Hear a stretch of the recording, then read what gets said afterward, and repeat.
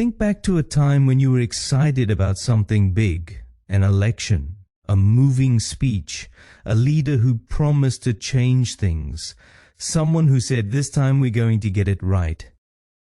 Welcome to the Sebcast, where we turn our beloved stories on their heads, examining what history might have overlooked and discovering anew, all while growing together. It's not a bad thing to hope, but hope has a way of making us naive. We look at the surface, at the moments of energy, and we think, this is what counts. Now imagine it's the 1st century in Palestine. Your people are oppressed. You're a Jew under Roman rule. You dream of a new king, a new revolution, and then comes Jesus. He healed. He taught with authority. He challenged the religious elite. People started whispering, maybe he's the one. Maybe he's going to bring the revolution. And then he said, if you want to follow me, you must take up your cross. If you do not give up everything, you cannot be my disciple. This is not the kind of revolution they expected. And perhaps it's not the kind of Jesus we still want today. Because even though the context has changed, the pattern hasn't.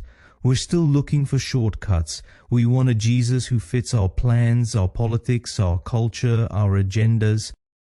A Jesus who chooses our side, a Jesus who sorts out our enemies, a Jesus who talks like us, looks like us, thinks like us. But Jesus is not a poster for someone else's revolution. He is the revolution. And it doesn't start with weapons, laws, or hashtags. It begins with you and me and a cross. We follow ideology rather than identity with such ease.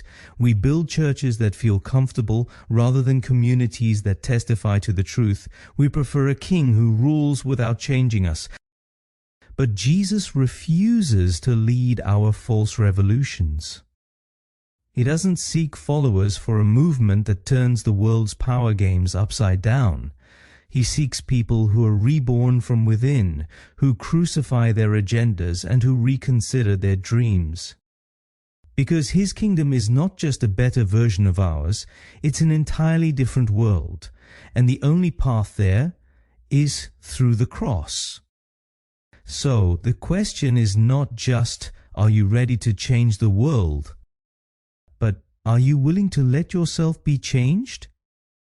Because true discipleship begins where the false revolutions come to a halt.